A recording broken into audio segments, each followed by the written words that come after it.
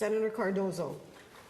Thank you, Madam Chair. Welcome, Minister, to the Senate. Thank you for being here with us.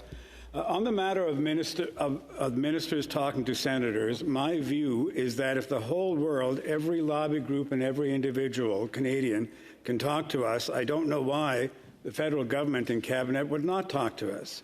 So as the new independent Senate evolves, I would say you have an obligation to step up two-way communication with us. On the matter of Bill C-234, can you just remind us again some of the details you mentioned in terms of the $1.5 billion carve-out that already exists? Monsieur le Ministre. Thank you, Senator. And I truly believe that we are better off as a nation now that we have independent senators in the Senate. And having conversation is very different than trying to lobby people. And in fact, I have senators coming to me to talk to me about things that they care about, and I think that's a very good thing for Canada. So, as I was saying earlier, we've put in place more than $1.5 billion of support to the agricultural sector.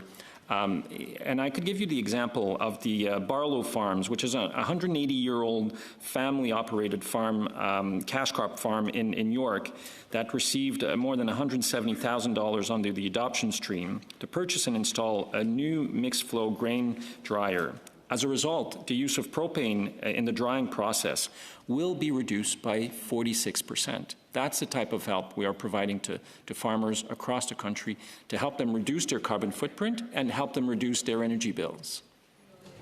Senator Cardozo. Yes, my second part of the question is just to take us back to why we have concern about carbon footprint.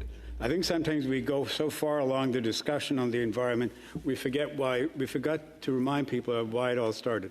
What is wrong with carbon? Why are we concerned about that? And on the carbon tax, why does it matter? Why are you taxing us if you're just going to give us the money back?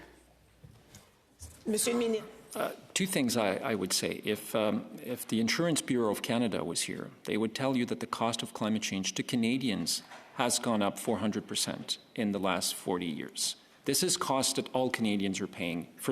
Just in 2021, for the agricultural sector, $500 billion of climate impacts in Canada. And the purpose of our pricing pollution system is that we want this to be revenue neutral, so there's no money that's left in the government coffers. We return 90% of the revenues to households, and then people are free to decide what they do with this money. They can continue having the same habits in terms of consumption of fossil fuels, or they can change their habits and then start saving money and have money that they can do other things with rather than continue paying for fossil fuel.